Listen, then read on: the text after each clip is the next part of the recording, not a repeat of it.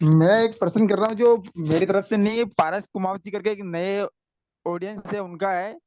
वो ये पूछ रहे हाँ हैं कि बोलो। कानून, पारस कुमावत जी का क्वेश्चन है, वो ये पूछना चाह रहे हैं कि ये कानून जल्दी कैसे आएंगे। कौन सा कानून? ये जिन भी कानून के बारे में आज अपन चर्चा कर रहे थे, दो तीन कानूनों की बात की है, तो वो पूछ रहे हैं कि हम्म। कानून जल्दी से जल्दी कैसे आ पाएंगे देश में। देखो, इसका वन लाइन आंसर है और फिर उसका डिटेल, थोड़ा सा डिटेल बताता हूँ। और पहले वन लाइन आंसर है। वन लाइन आंसर है, देखो, जो किसी कंट्री में वोटिंग सिस्टम चल रहा है, जब तक तब तक कोई भी चीज आपको सरकार से मनवानी है या कानून लाना है, तो उसका तरीका एक ही है, पब्लिक डिमांड खड़ी करनी पड़ेगी। जब तक पब्लिक डिमांड खड़ी नहीं होगी, तब तक नेता उसको सीरियस नहीं ले सकता। क्यों नहीं ले सकता? क्योंकि उसको वोटों का नुकसान तो हो नहीं रहा है कोई। पर कोई मांग अगर पब्लिक में खड़ी हो जाती है एक बार, तो फिर नेता जब चुनाव में आता है तो उसको ये क्वेश्चन दिमाग में आता है कि यार, इस चीज की बहुत मांग खड़ी हो गई है। अगर मैंने ये चीज को सपोर्ट नहीं किया या वादा नहीं किया कि हाँ मैं ये कानून लाऊंगा, तो मेरे को वोट नहीं मिलेगा। तो वोट किसके पास जाएगा? ऐसे उम्मीदवार के पास में जो पब्लिक डिमांड के अकॉर्डिंगली मैनिफेस्टो बना के लेके आ गया है। तो जैसे आरटीआर, जूरी और ये वोट वापसी, पासबुक, रिक्त भूमि कर, ये जितने भी लॉ हैं, इनकी मांग खड़ी नहीं है, इसलिए कभी कोई नेता जो चुनाव लड़ता है, इवन सामने निर्दलीय आदमी जो चुनाव लड़ रहे हैं ना, वो भी ये बातें नहीं बोलते। उनको जाके बोलो तब भी नहीं रखते। क्यों? क्योंकि वो सोचते हैं इससे वोट तो मिलेगा नहीं। क्यों? क्योंकि कोई कोई पब्लिक में तो डिमांड ही नहीं है। तो वो क्या, वो उधर बोलेगा नालियां ठीक कराऊंगा, हैंडपंप खुदवाऊंगा। विधायक का जो निर्दलीय चुनाव लड़ रहा है, वो ये मुद्दों पे चुनाव लड़ता है। उसको बोलो भाई ये क्या हैंडपंप और नालियों के पे, मतलब ये क्या मुद्दा है? मतलब ये कौन सी सर्कस है? तो बोले इससे वोट मिलेंगे, यहाँ पुल बनवाऊंगा, इस पे वोट मिलेंगे। तो देखो, नेता की तो गिजा है, खुराक की वोट है। तो वो वोट द्वारा ड्राइव है। वोट किधर से आएगा, वो चीज उसको सोचनी ही पड़ती है। उसके पास कोई इलाज नहीं है बचने का उसका, वरना उसकी नेतागिरी खत्म हो जाएगी। तो वन लाइन आंसर यही है, पब्लिक डिमांड खड़ी करनी पड़ेगी। पब्लिक डिमांड अगर खड़ी होगी तो ये कानून आएंगे, किसी के रोके रुक ही नहीं सकते। पब्लिक डिमांड खड़ी हो गई तो। अब पब्लिक डिमांड खड़ी कैसे होगी? पब्लिक डिमांड खड़ी करने के लिए दो दो फैक्टर पूरे करने पड़ते हैं, दोनों। एक फैक्टर से काम नहीं चलेगा। दोनों कंडीशन मीट करोगे तो ही पब्लिक डिमांड खड़ी होगी।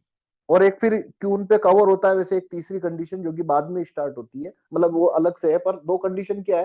पहला, इन कानूनों के बारे में प्रत्येक नागरिक एक्टिविस्ट तक सूचना पहुंचाना।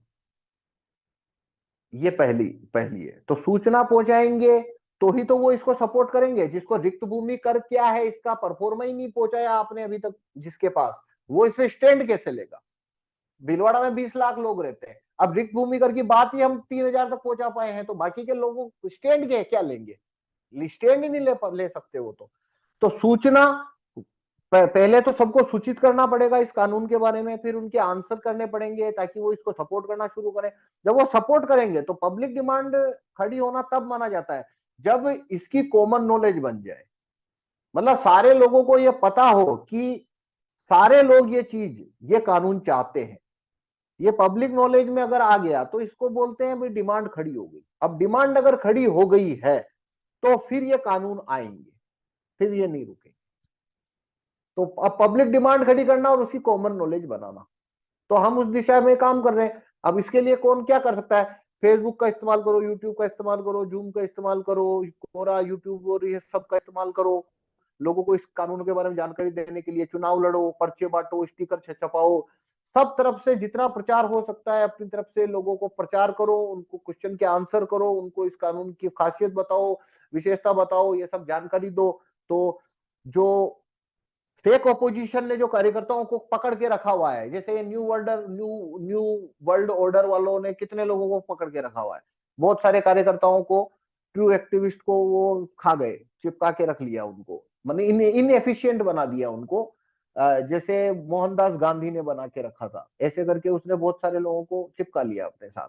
तो कार्यकर्ता जो है, वो कार्यकर्ता जब तक ये कानूनों का प्रचार नहीं करेंगे तब तक ये कानून आगे नहीं बढ़ेंगे, मीडिया तो सपोर्ट करेगा नहीं। तो जैसे जैसे ज्यादा कार्यकर्ता इन कानूनों के साथ आएंगे, वैसे वैसे ये मांग आगे बढ़ेगी, और ये मांग आगे बढ़ती जाएगी, वैसे वैसे मांग खड़ी होने और कॉमन नॉलेज बनने की संभावना बढ़ेगी। This is the only way, और कोई तरीका नहीं है हमारे पास। मांग खड़ी करने के लिए हमको काम करना पड़ेगा, और वो हम कर रहे हैं।